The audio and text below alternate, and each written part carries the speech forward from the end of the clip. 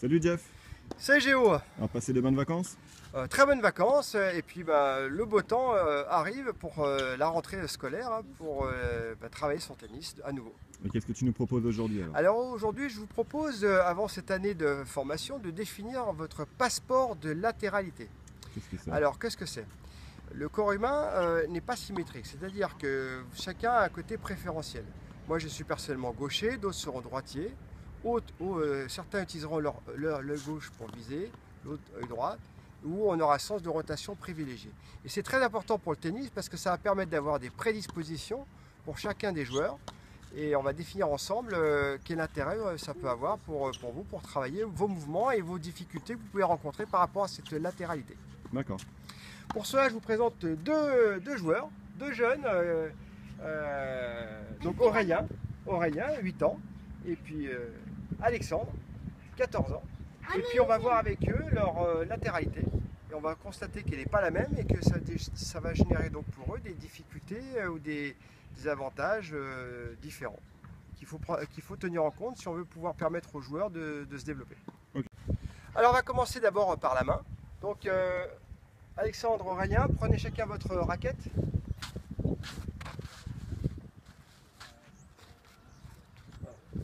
Donc là, naturellement, bon, c'est des joueurs qui jouent déjà, donc ils sont déjà définis, mais ils sont tous les deux droitiers. D'autres joueurs seront gauchers. Et cette main, alors par exemple, il y a des cas très célèbres. Nadal, par exemple, est un droitier qui joue de la main gauche. Ce qui fait que pour sa latéralité, ça a changé des choses. Il se retrouve, on verra ce qu'on appelle une latéralité croisée. Mais Federer, lui, est croisé, mais est droitier d'origine. Donc, eux, naturellement, ils ont voulu jouer de la main droite, donc ils jouent de la main droite. Donc, reposez votre raquette. On va définir maintenant l'œil directeur. L'œil directeur, c'est l'œil préférentiel avec lequel on vise. Donc, pour ça, quand on veut tirer à l'arc, à la carabine, on vise plus ou moins, on va regarder dans le trou d'une serrure, on va regarder de façon préférentielle avec un œil. Et je vous propose le petit test pour déterminer cette latéralité. Alors, par exemple, on peut prendre une balle. Et on peut prendre une feuille à laquelle on a percé un petit trou, avec laquelle on va viser avec les deux yeux. Si vous n'avez pas de feuille, vous pouvez aussi, pour des adultes, hein, faire un sorte de cercle avec vos deux mains, viser avec vos deux yeux la balle avec les deux mains. Et maintenant, Géo, si tu me regardes, maintenant que c'est bien au centre, je vais fermer un œil. Et normalement, il y a un œil avec lequel la balle ne bougera pas. Pour ce qui est mon cas, je suis gaucher, là je vise avec l'œil droit. Donc c'est ce qu'on appelle une latéralité croisée puisque je joue de la main gauche avec un œil directeur droit. Généralement les gens sont ce qu'on appelle homogènes, c'est-à-dire qu'ils ont l'œil qui est associé du même côté que la main. Donc on va faire le test justement avec Aurélien. Voilà, qui va commencer à viser et puis tu vas fermer un des deux yeux et tu vises bien au milieu, la balle, d'accord? Et tu fermes un œil et tu me dis quand est-ce que la balle elle bouge. La balle elle bouge, d'accord? Donc là tu vois bien la balle? Oui. Est-ce qu'elle bouge la balle? Oui. Oui. Est-ce qu'elle bouge la balle? Non. D'accord. Ça veut dire que lui, il vise avec l'œil droit, donc il est main droite, œil droite, il est homogène. Même test avec Alexandre.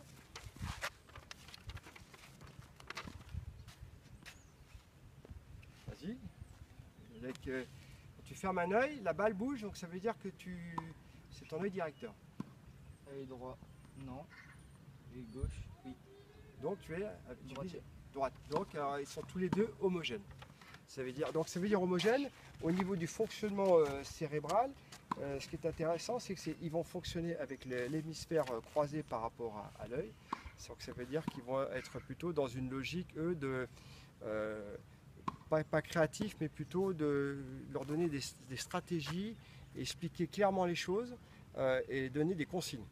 Alors quelqu'un qui sera plus qui travaille avec l'autre hémisphère du cerveau, associé à l'œil gauche, sera plus dans la création et dans la gestion du jeu. Un peu comme Nadal et Federer, si on compare, Federer serait plus dans le jeu et dans la création, et Nadal serait plus dans le côté systématique et la construction du jeu.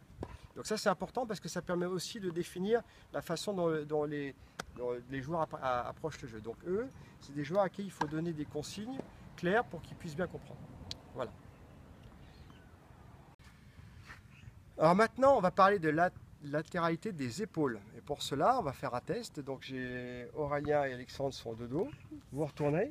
Et quand je vous appelle, vous tournez la tête vers moi, du côté qui vous plaît le mieux. D'accord? Donc retournez-vous. Aurélien, voilà, bougez plus. Donc là, effectivement, donc, il tourne de ce côté-là. Ce qui fait que pour un droitier, ça veut dire qu'ils auront une facilité lors du coup droit et de la rotation des épaules effectivement à pouvoir tourner de ce côté-là. L'œil directeur qu'on a vu tout à l'heure fait que par contre, il va viser avec l'œil ici, ce qui fait qu'il verra la balle moins loin que celui qui visera avec l'œil gauche. Donc pour la vision de la balle, ça c'est important parce que ça veut dire qu'effectivement, supposons qu'il soit croisé, qu'il vise avec l'œil gauche, avec une bonne rotation, facilité des épaules du haut, ça lui permettrait d'avoir une grande amplitude du mouvement et donc de beaucoup d'énergie. Si par contre il était symétriquement, il se retournait de l'autre côté, ça veut dire que dans son coup droit, il serait avec un œil directeur droit, il serait plutôt handicapé parce qu'il serait obligé de garder les épaules un peu plus de face, donc il sera beaucoup plus à l'aise avec des appuis ouverts. Donc voilà quelques exemples de travail technique pour faciliter le jeu d'un joueur.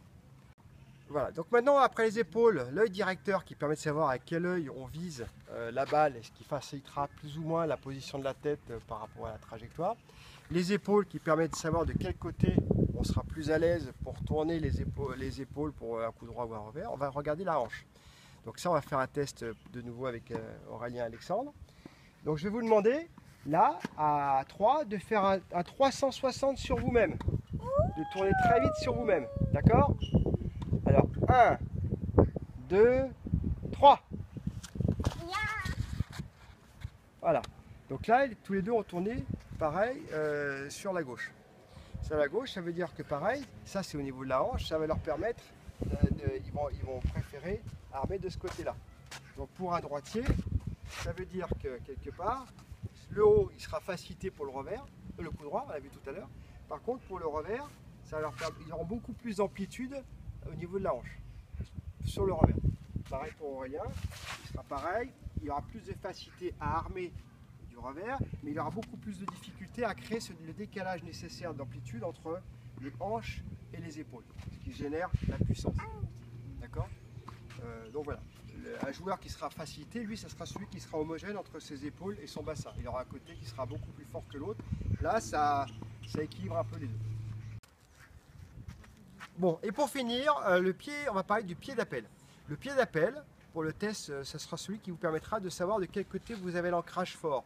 Par exemple, personnellement, moi j'ai un pied d'appel gauche, qui me permettra sur le revers à une main d'être plus à l'aise, parce qu'effectivement je pose mon pied gauche qui est le pied fort, mais je serai beaucoup plus à l'aise en appui ouvert sur le coup droit, parce que je m'appuierai sur cette jambe-là, que effectivement où je devrais m'appuyer sur la jambe droite, sur les appuis en ligne. Donc ça permet aussi de savoir quels sont les appuis préférentiels du joueur dans son jeu. Petit test avec Alexandre et Aurélien. Vous prenez des joueurs, vous les faites arriver sur une ligne et faire un saut en longueur. Et on regarde sur quel appui préférentiel ils utilisent. Vas-y Alexandre.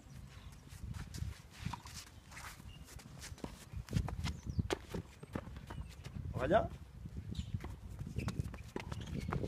Voilà. Tous les deux, on a pu constater qu'ils utilisent le pied droit. Donc dans leur tennis, ils seront préférentiellement avec un ancrage sur pied droit. Chaque fois qu'ils devront utiliser l'ancrage pied gauche, ça sera moins naturel.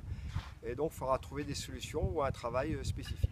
Voilà pour l'ensemble du passeport biométrique que vous pouvez déterminer pour chacun de vous, de vos élèves.